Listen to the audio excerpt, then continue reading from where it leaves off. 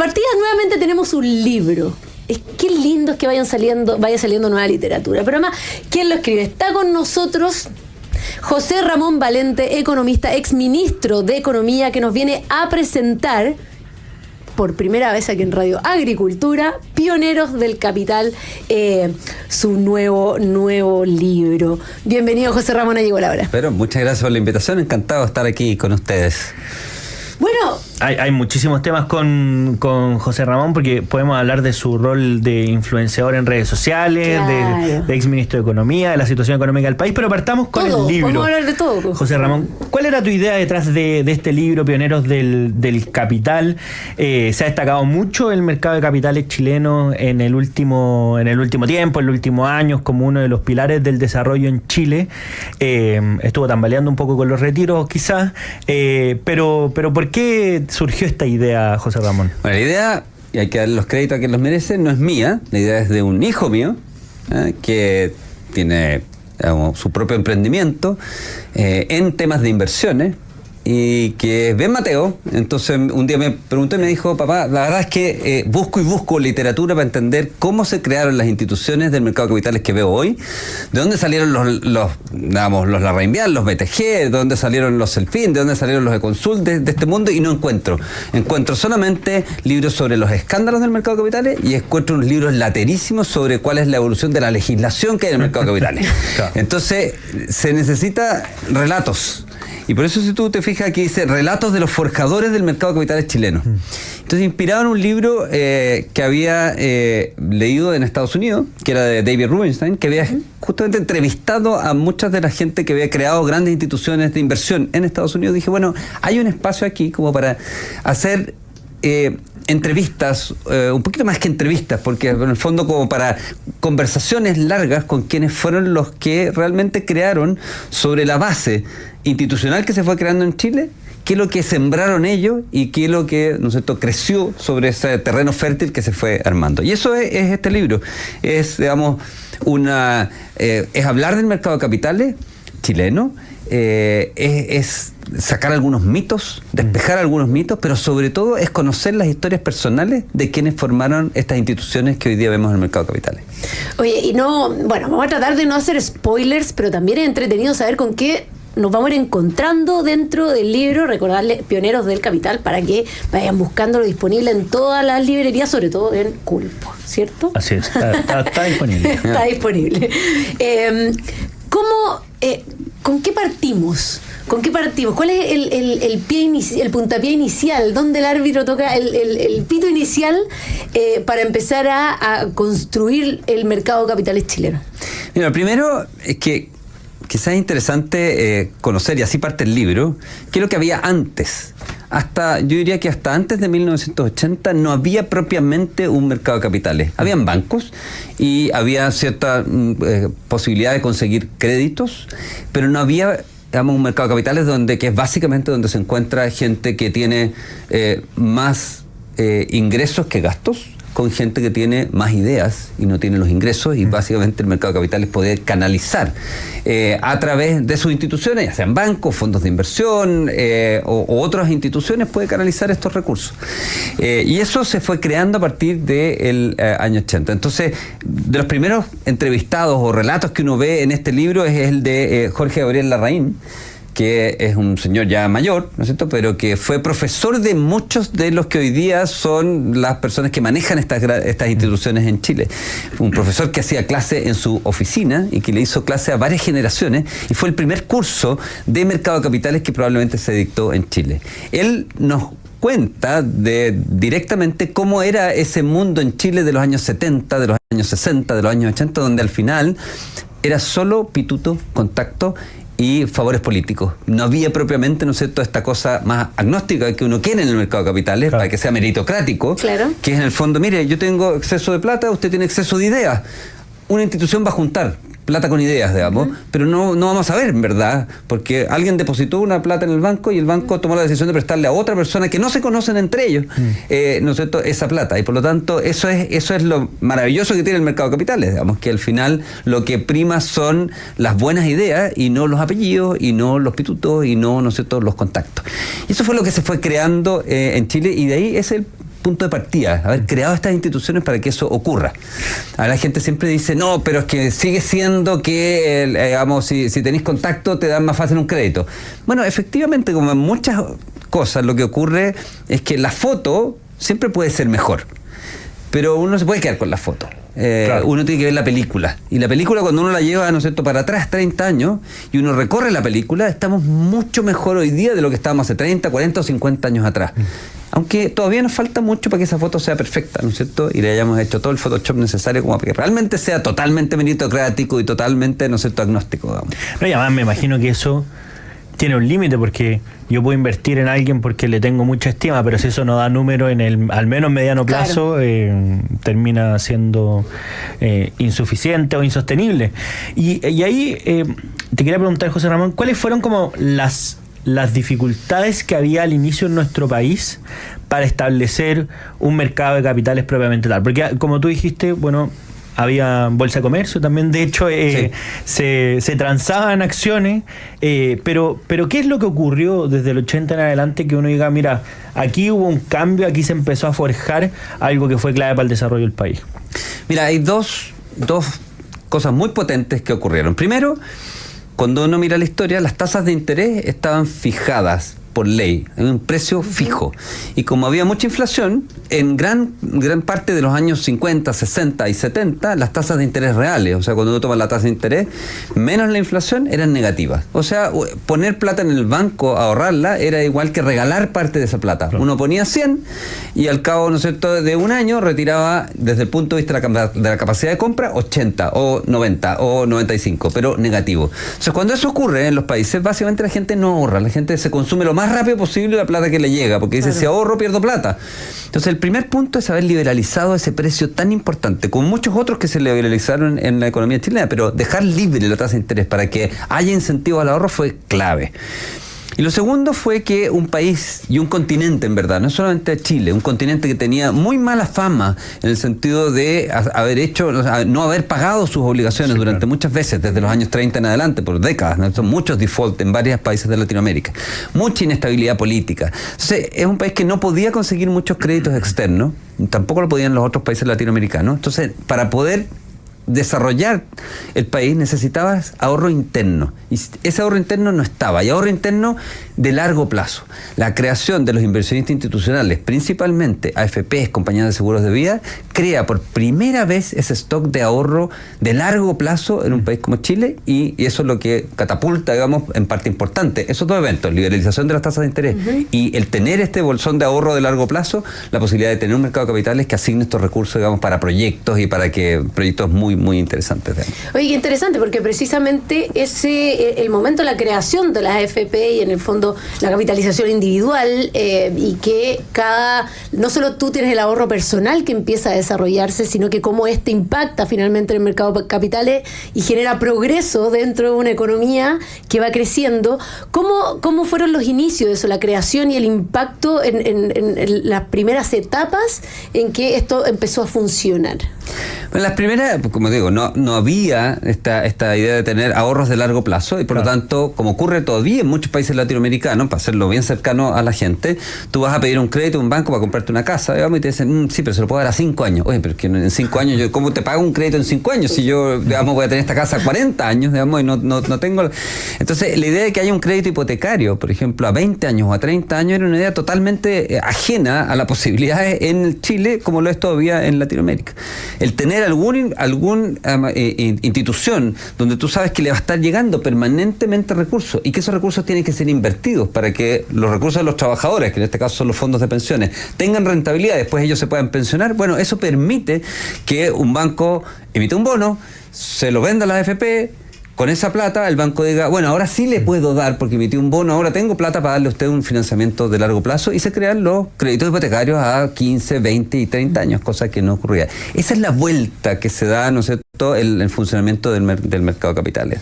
Bueno, estamos conversando con José Ramón Valente, exministro de Economía, autor de este libro, Pioneros del Capital, relato de los forjadores del mercado de capitales chilenos. Y ahí te quería preguntar, José Ramón, a propósito de lo que comentabas también, ¿cuál fue el impacto económico que tuvo este desarrollo como de los inversores o inversionistas institucionales? Es decir, la creación de un sistema de capitalización individual para las pensiones, que es un invento chilensis, o sea, que es motivo de orgullos para algunos, revolucionó también cómo estaba funcionando la economía. Tú dijiste un impacto muy concreto, la posibilidad de que existan créditos hipotecarios al plazo que los conocemos. Había mejores condiciones hace un par de años, pero ahora siguen existiendo, lo que es una alegría. Pero ¿en qué más se notó como ese impacto, esa revolución en la innovación y en la posibilidad de contar con recursos para hacer proyectos de inversión dentro del país sobre todo? Claro, aquí, bueno, entendamos que la creación de los fondos de pensiones tiene un objetivo, que es, ¿no es cierto?, dar pensiones, y por lo tanto, pero todos quienes están cotizando todos los meses lo que hacen es depositar en sus cuentas individuales, y esa plata tiene que ser invertida. Entonces los gerentes de inversión de las AFP buscan proyectos donde invertirlos, y buscan esos proyectos, y eso es muy importante y está muy revelado en el libro. Buscan proyectos entendiendo que tiene un rol fiduciario muy importante, que es cuidar la plata de los trabajadores. Y parte importante de lo que ha pasado en Chile en los fondos de pensiones, que tienen muy mala prensa en muchos aspectos, ¿no es cierto? Pero hay algo de los que nadie puede negar. Nunca se ha perdido un solo peso de los fondos de pensiones. Claro. Toda la plata de los trabajadores está ahí, y de hecho, de la plata total que hay de los trabajadores, el 30% son sus aportes y 70% es la rentabilidad que se ha obtenido, digamos, invirtiendo esas platas. Entonces, es virtuoso en el sentido de que se necesita que esas platas generen rentabilidad, y por otro lado, esa plata puede ser utilizada también para el desarrollo de proyectos, digamos, en el país. ¿Qué proyectos, por ejemplo, que tienen impacto social importante? Bueno, muchas de las carreteras concesionadas en el país fueron financiadas con recursos de las AFP. Y por lo tanto recursos de los trabajadores, digamos, claro, que fueron invertidos en esas carreteras, lo cual generó obviamente una posibilidad de desarrollo muy importante para el comercio, para los puertos, etc. Sí, claro.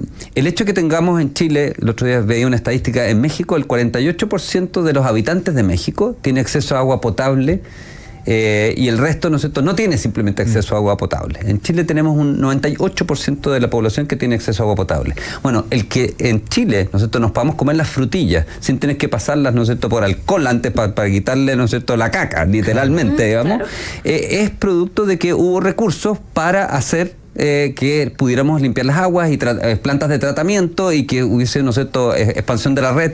Y de nuevo ahí tú tienes, en la medida que tienes los recursos para hacer proyectos de infraestructura grandes, bueno, puedes hacer esos proyectos, si no, no podrías haber hecho. Entonces, en carreteras, en hospitales, en ¿cómo se llama?, en aeropuertos, digamos, ahí toda la política de concesiones en gran medida se pudo hacer porque existía esta posibilidad de estos recursos de largo plazo. Bueno, estamos conversando con José Ramón Valente, exministro de Economía y autor de Pioneros del Capital, relatos de los forjadores del mercado capital chileno. Después, pensemos, estamos hablando de los inicios, pero me gustaría saber qué, digamos, tal vez a partir de los 90 en adelante, por ejemplo, algunos momentos o episodios que pueden estar marcados en el libro que para ti son claves tanto para el desarrollo de Chile en su mercado de capitales y su economía, como también algunos que tal vez frenaron estos avances. ¿Con qué nos podemos encontrar a partir de tal vez los años 90 en adelante? Bueno, es que lo que pasa es que aquí se unen muchas cosas. Uno tiene los ciclos económicos, y en el fondo la economía mundial y la economía chilena ha tenido ciclos económicos cuando uno la ve desde el año 82, que tuvo una tremenda crisis, 82-83, con caídas, ¿no es cierto?, de 15% del producto, tasas de desempleo de 30%, o sea, una crisis muy grande. Esa crisis hizo que hubiese en Chile, por ejemplo, un cambio en la propiedad de muchos de los activos de las empresas, y hizo que además toda una generación, muchos de los cuales están en este libro, fue una generación que vivió esa crisis muy profunda y que vivió un Chile súper pobre, muy empobrecido, que había sido empobrecido primero a principios de los 70, que como que empezó a sacar la nariz del agua y volvió a caer en esta crisis muy grande, ¿no es cierto?, a principios de los 80. Y por lo tanto es un grupo de gente que tiene muy claro que que vive en un país que tiene todo por construir. Y ahí es muy interesante que se dan, a partir del año 85 aproximadamente, se dan muy buenas oportunidades en Chile, y estas oportunidades catalizan aún más a partir del año 89-90. Dos eventos que pasaron en el 89-90 que son relevantes. Bueno, en el 85 lo que ocurre es que, ustedes se acordarán, entra Hernán Vigi como ministro de Hacienda, y él tiene una política, ¿no es cierto? Dice, aquí Chile tiene que exportar lo que está sumando edad, nos tenemos que acordar lo que pasó en el 85. Que ustedes tienen que acordarse porque lo han leído. Eso sí. Sí, pues. Eso sí. Eso pues. Yo no nací. No había ni nacido. Pero bueno, pero básicamente lo que hizo Hernán Vigi fue decir, mira, tenemos que subir el tipo de cambio porque aquí hay que desarrollar el sector exportador, y eso, digamos, generó un auge muy importante en Chile. Pero a partir del 89 y 90 lo que ocurre es lo siguiente. En Latinoamérica del 89 se produce lo que se llama el Plan Brady, que es un secretario del Tesoro de Estados Unidos que dice, vamos, rescatemos finalmente a Latinoamérica, que lleva desde el año 82 en una crisis y no puede salir. Rescatemos los bonos mexicanos, y con el Plan Brady lo que hizo fue que varios países latinoamericanos volvieron a poder pedir plata prestado fuera de Chile. Se abrieron como nuevamente los mercados internacionales para la economía chilena. Y eso hizo que muchos inversionistas del mundo empezaran a mirar nuevamente a Latinoamérica, que lo tenían en el closet desde el 82. Y ahí llegan una cantidad de fondos importantes a Chile y se encuentra con este mercado, digamos, que este país que era estable, que crecía, que tenía buenas reglas, que había desarrollado institucionalidad y que en verdad se podían comprar cosas bastante baratas. Y llega mucha inversión extranjera, tanto de fondos de inversión como de inversionistas extranjeros, a comprarse parte de las empresas y a comprar, digamos, en la bolsa. A la gente se le olvida que, por ejemplo, hoy día que son tan paupérrimos los resultados del IPSA en Chile, hubo años en que la bolsa subió más de 100% en esa época, 89, 90, producto de esto. Y después, bueno, el 90, vamos, Chile era todavía mirado con recelo porque decía, oye, pero Chile no es una democracia plena, ¿qué va a pasar? ¿Qué va a pasar en la transición? Y el 90 hay una transición pacífica a la democracia, y eso pone a Chile aún más en el radar. Entonces dice, Latinoamérica sale con ¿no es cierto?, esta reestructuración de los bonos Brady, y después, ¿no es cierto?, Chile sale un poquito más todavía porque dice, bueno, hizo una transición pacífica y todo sigue igual en Chile, así que vamos a apostar por Chile. Y esos son dos eventos súper claves, digamos, en el desarrollo a fines de los 80, principios de los 90. Bueno, muy, muy interesante. Estamos conversando con José Ramón Valente, vamos a seguir conversando con él sobre este interesante tema, pero nos vamos a ir a una breve pausa y ya volvemos con más. Llegó la hora. Ya volvemos.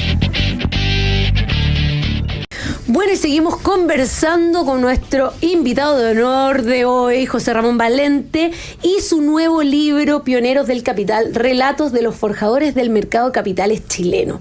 José Ramón, mira, la verdad es que uno revisa este libro y se encuentra con muchos nombres, grandes nombres, y que me imagino que debe haber sido difícil elegir o debe haber habido algo especial al elegir cada uno de ellos para este libro, porque han habido grandes personas que han sido partícipes del desarrollo de nuestro país, y la verdad es que esto debe haber sido elegido con pinza. Y te quería preguntar, cuéntanos alguna historia de alguno en particular, por qué elegiste cuál y por qué. Mira, primero, hay, como ocurre siempre que uno hace una selección, estos son 27 relatos, hay 27 personas que están entrevistadas y que cuentan un poco una mezcla entre sus vidas, su desarrollo personal, su desarrollo profesional y el desarrollo de las empresas que ellos crearon. Hay grandes ausentes. Cuando uno ve, si uno dice, pero bueno, esto es una historia del desarrollo del mercado de capitales chileno, ¿y quiénes son los ausentes? Bueno, los que crearon la institucionalidad. Claro. Entonces, nombres como el de Andrés Velasco, como el de, ¿no es cierto?, Felipe Larraín, como el del mismo Hernán Vigi, son ausentes de este libro, no son entrevistados. Y la razón de eso es que yo dije, bueno, acá hay dos niveles. Uno es quien crea la institucionalidad, que sería como tienes el terreno y lo fertiliza.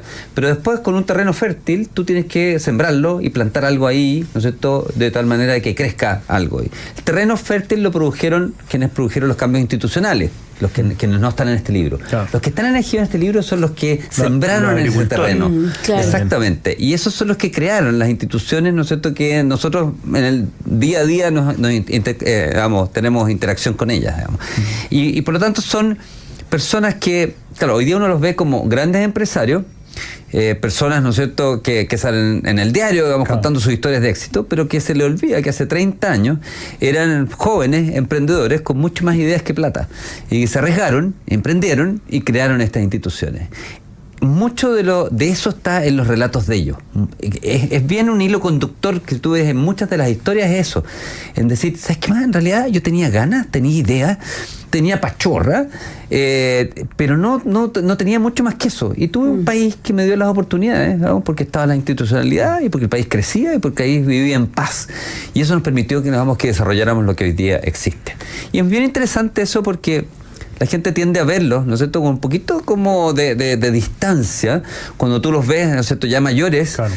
Ricos muchos de ellos, ¿no es cierto?, y famosos. Y te cuesta verlos en su faceta de veinteañero o treintañero, digamos, que no tenía mucho y simplemente claro. se arriesgó y arriesgó mucho de su vida para crear lo que están creando. Yo creo que el libro rescata bien esas historias. Y en ese sentido, José Ramón, yo sé que te gusta hablar de futuro también.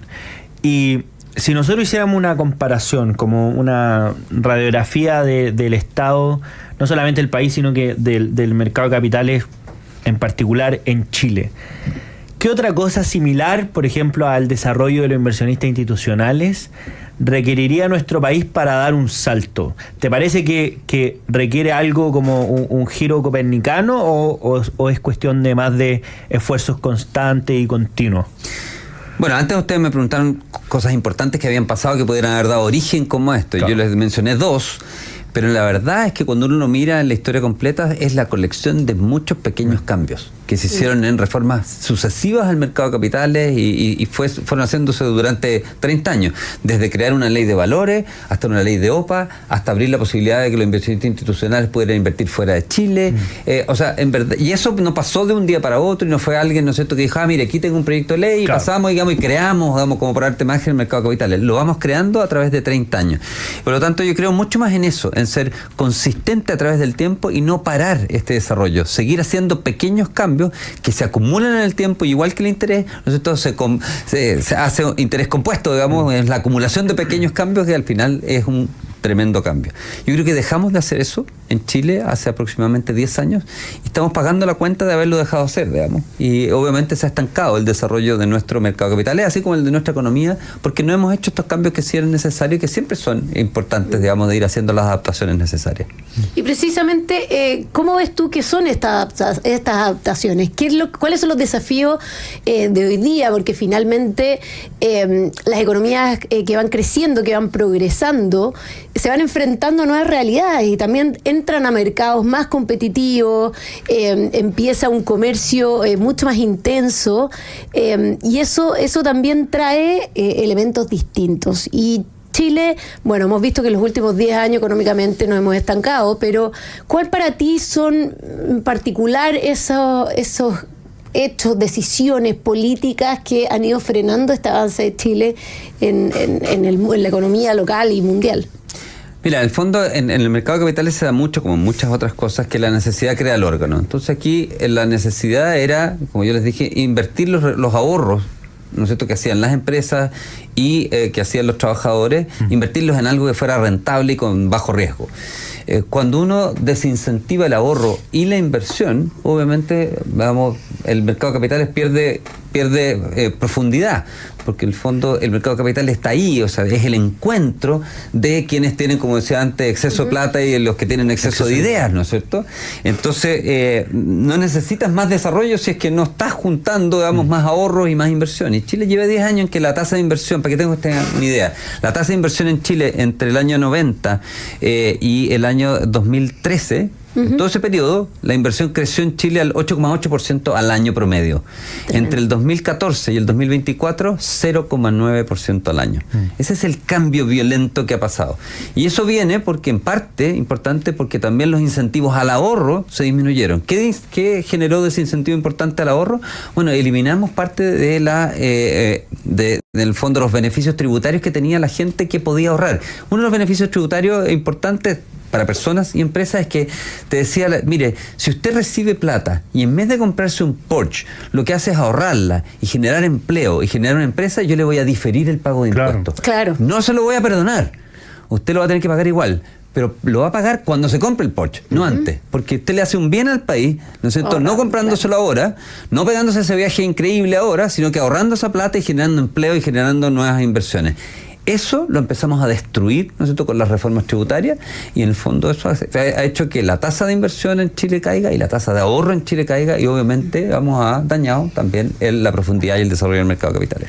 Bueno, la famosa eliminación del FUT y toda esa discusión que se dio en ese tiempo. Y ahí la desintegración del mercado de capitales, que hoy día el ministro Marcelo además quiere completarla, ¿no? Bueno, te quería preguntar por eso mismo. ¿Qué te parece esa posible desintegración que obviamente no solamente afecta a los grandes ahorrantes, sino que también a los pequeños ahorrantes, incluso a los que se benefician de este ahorro institucional, quizás? Claro, es que, de nuevo, o sea, cuando el objetivo que tiene la política pública es financiar al Estado, uno puede hacer hartas tonteras, digamos, con esas políticas públicas. Cuando pierdes de vista que el objetivo es generar bienestar para la población, no el financiamiento del Estado. Y entonces empiezas a privilegiar el que el Estado tenga ahora los recursos que quiere, ¿no es cierto?, el ministro que tenga o el gobierno de turno que tenga, digamos, y pierdes de vista que lo que te interesa, ¿no es cierto?, es generar bienestar, y el bienestar se genera cuando estás haciendo crecer la torta, y eso crece la economía. Entonces, cuando tu política, ¿no es cierto?, tributaria tiene que ver con financiar al Estado, vamos, en sus necesidades inmediatas de las cosas que tú quieres hacer, y eso hace que el crecimiento del país, en vez de ser, ¿no es cierto?, un 5 o un 4%, pasa a ser menos de un 2%, obviamente le estás haciendo un daño muy grande a la economía.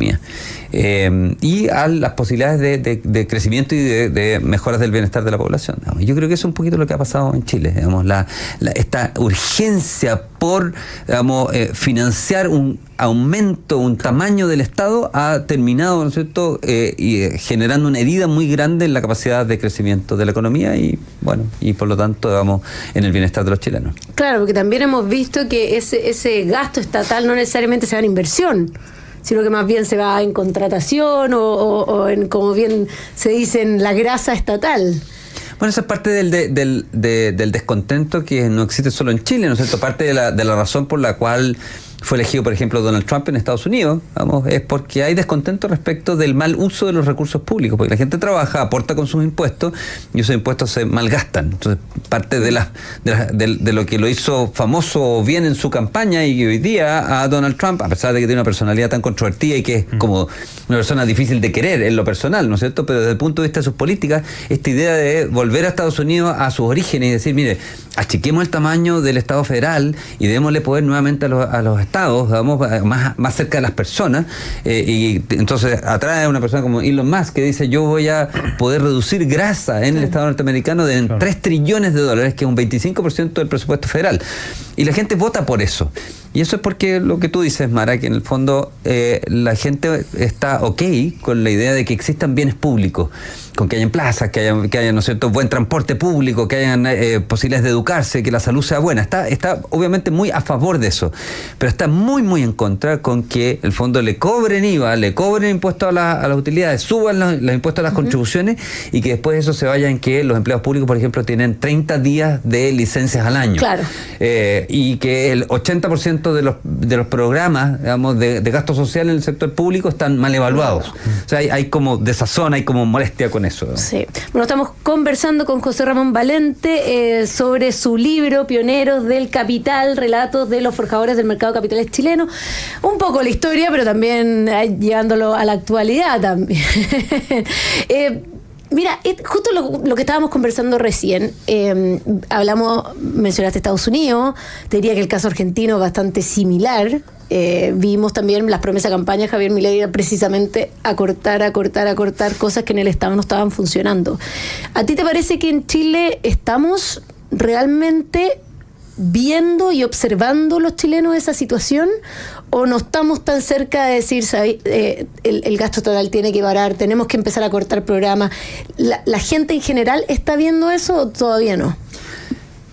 Bueno, yo creo que se producen en el mundo como olas ¿no es cierto?, de ideológicas y olas de tipos de políticas, y se produjo, por ejemplo, con la caída del muro de Berlín, una ola bastante liberal, con Margaret Thatcher, con Ronald Reagan, y la idea, ¿no es cierto?, que los mercados podían, vamos, ser importantes para resolver los problemas, y se produjo después con la crisis del 2008-2009 básicamente una ola en la cual dijo, no, mira, aquí el problema es que el 1% tiene toda la plata, y por lo tanto el problema del mundo no es el crecimiento, es la desigualdad, y para eso los estados tienen que crecer de nuevo.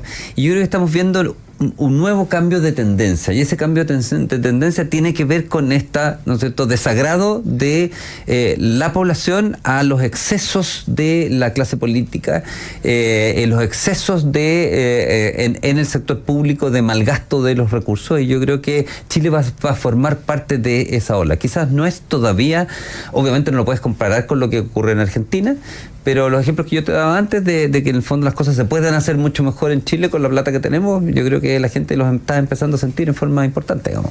Y ahí yo creo que una de las cosas que comentaste tú que me parece crucial es que finalmente como que hemos perdido el foco de cuál es el sentido de la recaudación. Si simplemente conseguir el gasto fiscal, que es cada vez más importante, o generar bienestar en la población, que eso a veces como que se pierde entre tanta discusión, pero ahora fue muy patente en la discusión del presupuesto, y uno a veces como que es difícil de mencionar las cantidades de recursos que se ven involucrados, porque ya son como miles de millones y ya es como uno se pierde, pero claro, escuché un dato hace poco a propósito de cuántos intereses va a pagar el Estado chileno a propósito de la deuda que tiene. Claro. Bueno, con esos recursos podríamos financiar un montón de cosas que estamos pagando cuentas de cosas que hemos decidido hacer antes y como que perdimos el foco. En ese sentido, dado que a ti tocó un cargo ejecutivo en el Ministerio de Economía, ¿cómo se genera un cambio de rumbo cuando tú vas en un buque que parece que es imparable? O sea, que lo que tú decías de los últimos 10 años, oye, parece que estamos en una inercia que es imposible mover, pero se van acumulando cosas que claro, van generando afectación importante en el bienestar de la población, y ejemplo hay miles, no sé, salud, por ejemplo, ahora último. Sí, bueno, un paréntesis primero, lo que mencionas de los intereses es bien importante. En el fondo, el nivel de deuda que tiene Chile hoy día más o menos 42% del PIB, pero hemos subido 26 puntos porcentuales en los últimos 10 años. O sea, pasamos básicamente de 15 a 42. Y eso, si lo volviéramos a repetir en los próximos 10 años, pasaríamos a ser más o menos como Colombia. Colombia es no investment grade, significa que pierde su grado de inversión, deja de ser elegible como un país, ¿no es cierto?, en que su deuda puede ser invertida por los inversionistas institucionales del mundo, y eso te eleva la tasa de interés. Por cada punto que se eleva la tasa de interés a ese nivel, tendrías, digamos, entre 2.000 y 2.500 millones de dólares más de gasto en intereses. Probablemente, digamos, si llegáramos en 10 años más a ese nivel de Colombia, tendríamos 200 puntos, o sea, 200 puntos base, digamos, de 2 puntos porcentuales más de tasa de interés, y estaríamos hablando de cerca de 4.000 millones de dólares más solo en pago de intereses anuales. Claro. Y eso es más o menos la reforma tributaria completa que quería hacer el ministro Marcel, para tener una idea de magnitud de lo que está ocurriendo. Así que obviamente estos temas, digamos, son extremadamente claves, que demos la vuelta en eso, que nos pongamos como metas, digamos. En algún minuto en Chile dijimos, ¿sabes qué? Nosotros somos disciplinados desde el punto de vista fiscal, y como somos disciplinados desde el punto de vista fiscal, vamos a hacer una regla de largo plazo en el cual vamos a tener déficit cero. Claro. En promedio. Y los años en que el precio del cobre o el crecimiento económico esté muy alto, vamos a tener superávit, y los años en que tengamos, ¿no es cierto?, precio del cobre muy bajo o crecimiento bajo, vamos a tener déficit, y vamos a ir compensando unos con otros. Hoy día el déficit fiscal es permanente, y está como 3% del PIB, y por lo tanto acumula deuda. O sea, eso pasa por restringir el gasto de Estado, entonces. O sea, finalmente, si es que queremos volver a la regla fiscal, el paso inmediato sería cerrar un poquito la llave. Es que lo que pasa es que el ideal de los mundos, ¿no es cierto?, es que tú tengas crecimiento económico. El crecimiento económico hace que lleguen muchos recursos al Estado. O sea, obvio, cuando estás creciendo al 5%, te llega mucho más plata todos los años, y crece mucho más tu presupuesto, y puedes financiar mucho más. Si crece menos de 2, el Banco Central acaba de sacar una proyección en que dice que Chile, en la tasa de crecimiento de los próximos 10 años, dadas las condiciones actuales, va a ser de 1,8% promedio al año. De nuevo, en el periodo 90-2013, nuestra tasa de crecimiento fue de 5,1%. Un país que crece, ¿no es cierto?, solo al 1,8% al año, es un país que básicamente en ingreso per cápita está creciendo casi nada. Claro. Y por lo tanto, como medida de bienestar, digamos, le está generando muy poco bienestar a la gente. Pero además, es un país que está, digamos, generando muy pocos recursos nuevos al Estado, y por lo tanto, cualquier programa de gasto público que tú quieras hacer te genera déficit.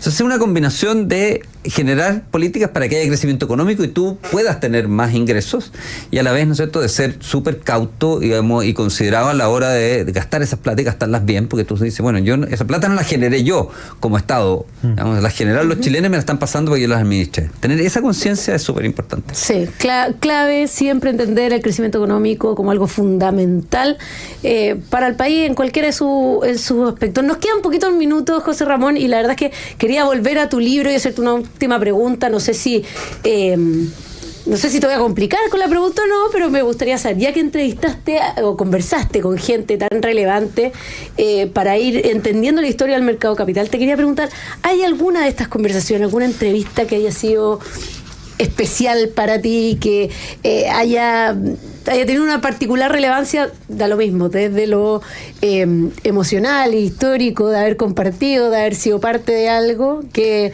puedas adelantarnos a quienes nos están escuchando y están interesados en tu libro Pioneros del Capital. Mira, la verdad que muchas entrevistas en las cuales al estar conversando me di cuenta que en algún minuto nosotros había sido parte chiquitita de la historia de esos entrevistados, digamos, probablemente a lo mejor por eso están también ahí, digamos, pero hay dos cosas súper relevantes que surgen. Uno es en la entrevista que le hago a dos gerentes de inversión muy icónicos del mercado chileno de las AFP, digamos, que son Cristian Rodríguez y Joaquín Cortés. Gerentes de inversión más o menos simultáneamente de AFP Provida y AFP Habitat. Y cuando tú lees, tú puedes leer esas entrevistas o esas historias, las puedes leer desde el punto de vista de los temas que les tocó vivir, las peleas que les tocó dar, o puedes, leerla completa y darte cuenta y decir, chuta, esta gente arriesgó sus carreras profesionales, su prestigio y todo por cuidar la plata de los trabajadores. El cuidado, lo que se llama el deber fiduciario que ellos mostraron durante toda su carrera, que es cuidar esos pesos, a mí me llama mucho la atención, me llega muy profundamente, porque además el que ellos hayan hecho eso como generación hizo que permearan esas buenas prácticas también para el resto del mercado de capitales. Y un mercado de capitales que donde se cobraban comisiones altas, donde había información privilegiada, donde habían, ¿no es cierto?, a lo mejor no las mejores prácticas de la industria. Bueno, en la existencia de estos personajes, que instauraron prácticas de inversionistas institucionales extranjeros para Chile, que son buenas prácticas, permeó y ayudó a todo el mercado de capitales como un todo. Esas dos entrevistas me marcaron en ese sentido y me hicieron recordar lo fundamental que fueron ellos, en la transformación completa del mercado de capital. Y después, Cristóbal Undurraga, que es un personaje mucho menos conocido, más joven, tiene un family office, y Cristóbal habla de lo importante que es algo que mencionamos antes, ser agnóstico a la hora de, con la plata que tú tienes, y asignarla a los mejores proyectos, y no a tu gente amiga, y no, con el compañero de colegio. Y él me hace una confesión y dice, mira, nosotros perdimos harta plata cuando nosotros analizamos en nuestro family office en los últimos 10 años, cada vez que el criterio de selección de proyectos tuvo que ver con que me recomendaron, lo conocía, o fue conmigo al colegio, claro, o conozco a su familia. Cuando decidimos poner un gerente de inversiones que no era, de ninguno de los colegios más importantes, y que no, y que le daba lo mismo cuál era el apellido y de dónde venía, y empezamos a seleccionar por mérito, nos ha ido mucho mejor. Yo creo que eso es clave y ojalá, ¿no es cierto?, sea lo que mueve nuestro mercado de capitales. Bueno, muy interesante conversación con José Ramón Valente, autor de este libro, Pioneros del Capital. Ya está disponible en las mejores librerías del país. José Ramón, te queremos agradecer por habernos acompañado en esta edición. Muchas gracias. A ustedes, muchas gracias. Y mucho éxito en el lanzamiento oficial y, por supuesto, en la venta. Y ojalá todos tengan la oportunidad de leerlo, porque la verdad es que se necesitan libros como este para entender un poquito la historia de nuestro país.